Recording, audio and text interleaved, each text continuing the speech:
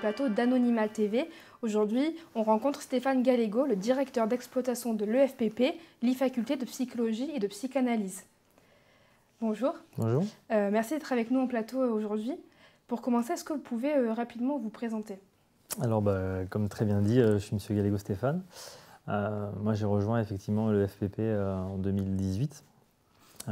Effectivement, j'en suis son directeur d'exploitation et je travaille tous les jours avec une équipe et Hervé Madet, qui est le fondateur de cette structure et aussi directeur aujourd'hui et même formateur.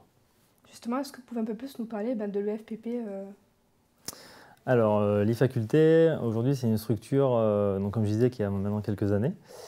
Le principe de la structure, quand Hervé l'a créée, était vraiment de transmettre le savoir qu'il pouvait avoir et l'expérience qu'il pouvait avoir, surtout dans son cabinet, parce qu'avant d'être formateur, c'est avant tout un praticien.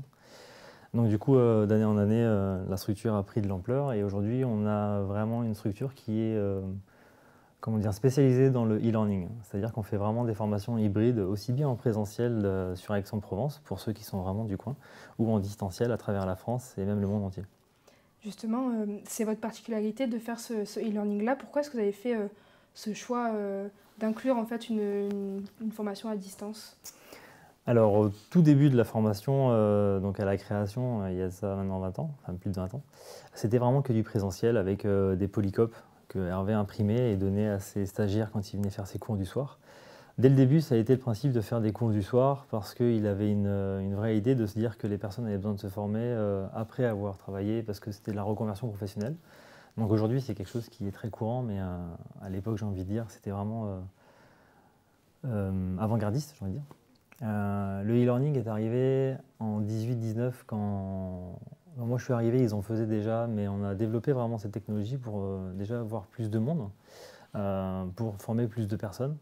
Parce que l'idée de l'EFPP, c'est d'avoir des formations à un coût qui est raisonnable pour que le plus grand nombre puisse être formé.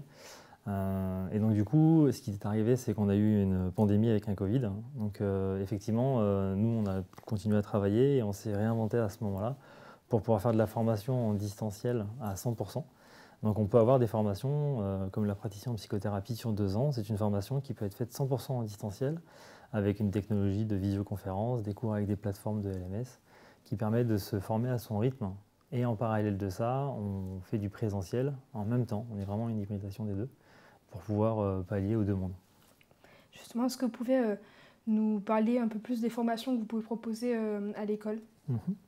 Alors aujourd'hui, la principale formation qu'on a, c'est le praticien en psychothérapie. C'est une formation qui est sur 2 ans, qui allie aujourd'hui de la métapsychologie, qui est d'ailleurs faite par Hervé Madet. On allie aussi de la psychopathologie. On associe aussi à des cas cliniques qui permettent d'amener de l'expérience concrète de thérapeutes qui sont, eux, en cabinet, pour ramener leur expérience et leur savoir au sein des bancs, j'ai envie de dire, pour former des futurs thérapeutes. C'est une formation en fait, qui est donc, elle, sur 2 ans, qui nous permet d'avoir le temps d'apprendre et d'enseigner, comme j'expliquais tout à l'heure pour les personnes qui sont en reconversion avec déjà un métier, une famille. Et en fait, en parallèle de ça, on a ouvert un catalogue de formation qui permet d'avoir des cartes supplémentaires, qui peuvent être de la thérapie cognitivo-comportementale, donc TCC, de la sexo, de l'hypnose, on a de l'EMDR qui arrive, on a aussi de la formation en psychotrauma, on a de l'analyse transactionnelle, du coaching. Et en fait, l'intérêt, c'est un thérapeute part très souvent par le tronçon de 2 ans de formation en praticien en psychothérapie, et après est une attirance par tel ou tel secteur. Et dans ces cas-là, effectivement, alors ou chez nous ou ailleurs. Mais le principe de l'EFPP, c'est vraiment de se former à l'image où on a envie d'être comme thérapeute. Le 12 octobre prochain va se tenir la 4e édition de Psychologia. Est-ce que vous pouvez un peu plus nous expliquer le concept de cet événement que l'école organise? Alors, Psychologia, c'est un grand projet pour l'école. Parce que bon, déjà, nous, quand on a commencé à le faire, la première édition était 2018. Très souvent, sur les centres de formation privés, on fait ce qu'on appelle des journées portes ouvertes pour faire découvrir nos formations, pour dire aux personnes, voilà, inscrivez-vous et ainsi de suite. On n'a pas voulu rentrer dans ce rôle-là. On avait eu envie de faire découvrir ce que l'on faisait, certes, mais surtout faire découvrir au grand public le monde de la psychothérapie.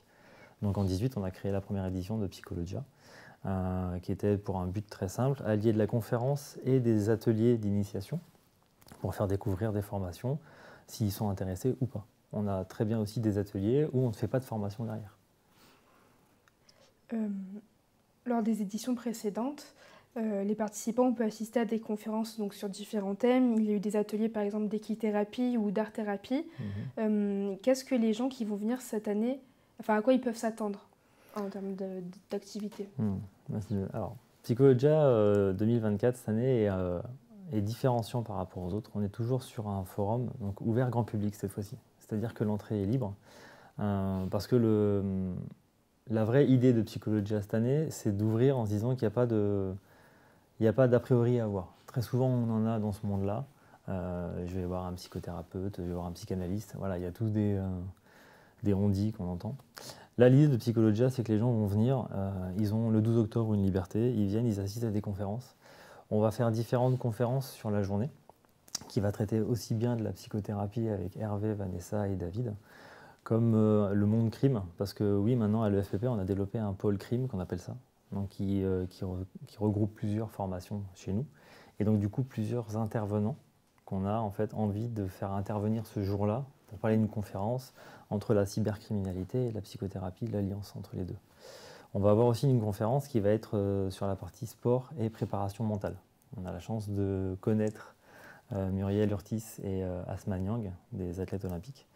Et en fait, on a eu envie de faire une conférence avec Hervé, parce que Hervé, donc le fondateur de l'école, a fait la préparation d'Asma, et donc est très axé dans ce monde de sport. Voilà, donc l'idée, c'est de toucher différents secteurs. Donc là, je vous en ai déjà cité 3, et en fait, la 4e conférence, on a à l'EFPP un comité scientifique. Le comité scientifique, en 2 mots, c'est amener plusieurs personnes pour leur demander ce qu'ils pensent de ce que l'on fait, savoir s'ils adhèrent ou pas à ce que l'on fait, et dans ces cas-là, que leur nom soit représenté chez nous. Et en plus de ça, on leur demande d'intervenir quand ils ont le temps, parce qu'ils ont tous des plannings surchargés. Et là, on a la chance d'avoir Serge Tisseron qui sera avec nous ce jour-là pour faire une conférence sur l'IA. Donc l'intelligence artificielle, aujourd'hui, on en fait beaucoup parler. Et il y a beaucoup à dire par rapport à la psychothérapie. Donc ça, c'était vraiment le côté conférence. Toutes ces conférences sont retranscrites en temps réel sur Internet. On fait de la visioconférence, on fera du streaming, donc pareil, accès grand public pour que tout le monde puisse vraiment en profiter. Et en parallèle de ça, on fait toute une partie découverte en forme d'atelier, qu'on appelle ça. Où là, pour le coup, oui, ça sera payant.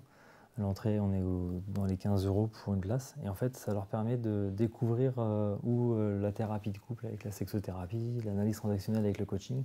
Et en fait, on allie différentes thématiques dans un atelier pour leur montrer l'expérience vraiment humaine. Et après, Psychologia, aujourd'hui, elle a été mise en place parce que le FPP a grossi effectivement au niveau national et international. Et l'idée de créer un forum, c'est de faire rencontrer aussi les gens. Parce que pour avoir de la visioconférence et de la formation à l'international, il faut qu'on travaille avec des partenaires ou des acteurs. Nous, on aime travailler avec des personnes qui sont assez locales.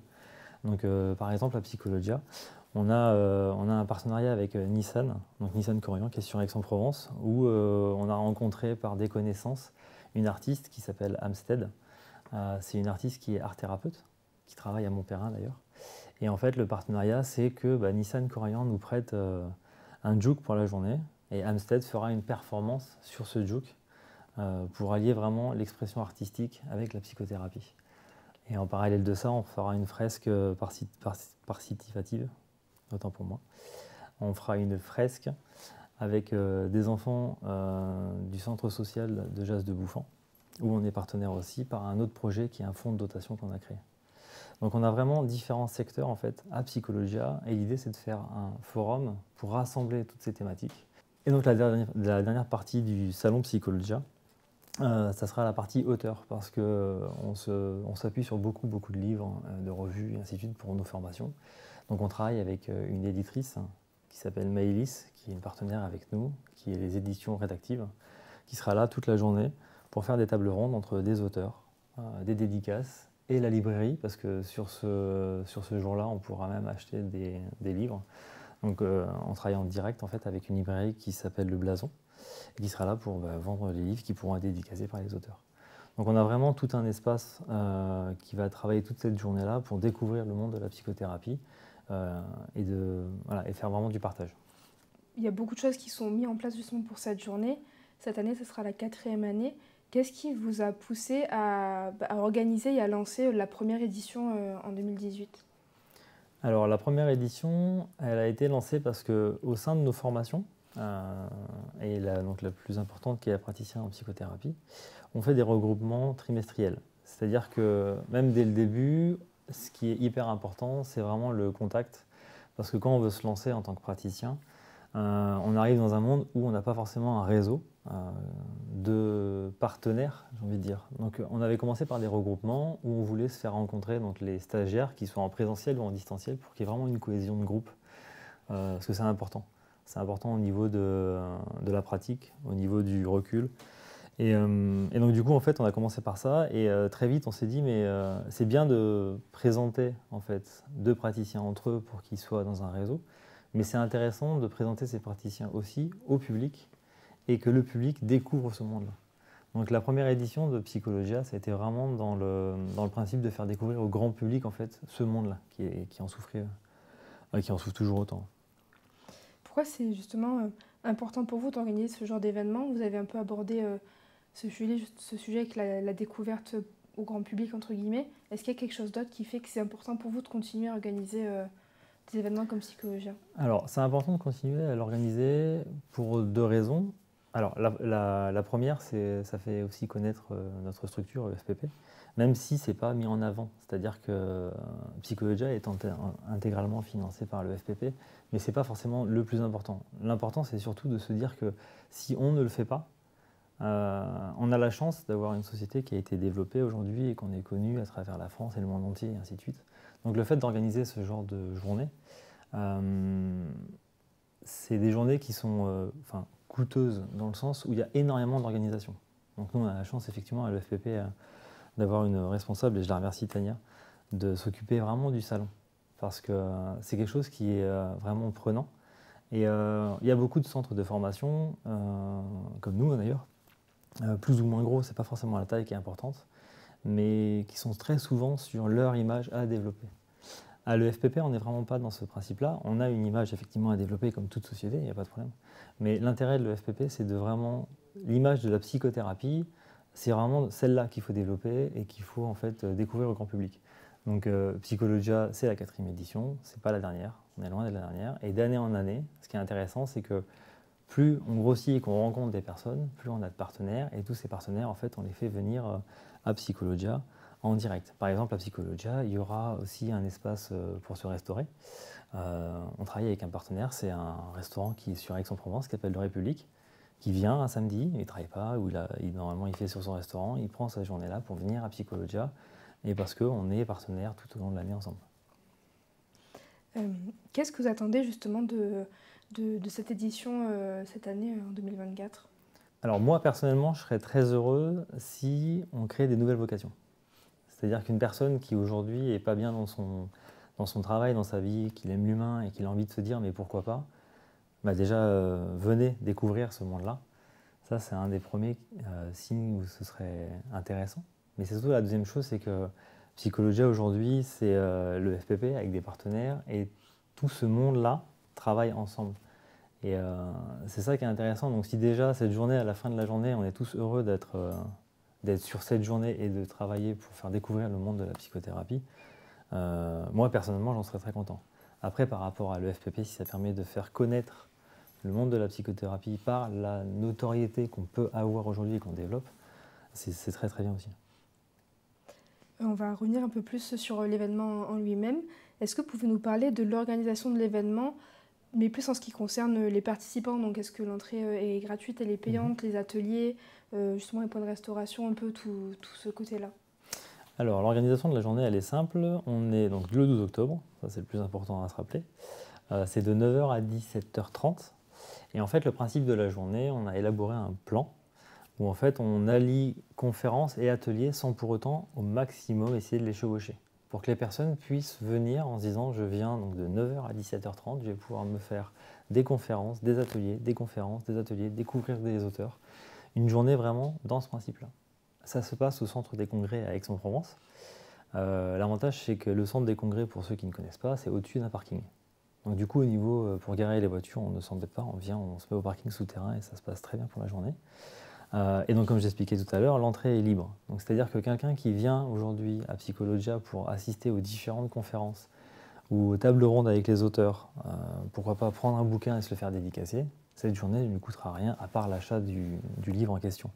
Mais l'entrée est vraiment libre, il y a juste la partie d'initiation aux ateliers qui, elle, est payante à 15 € la place.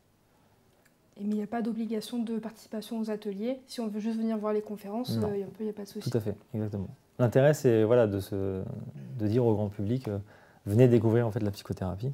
Et Aix-en-Provence, c'est une ville jolie, donc si en plus on ne la connaît pas, ben, effectivement, restez le week-end et découvrez Aix-en-Provence ce dimanche.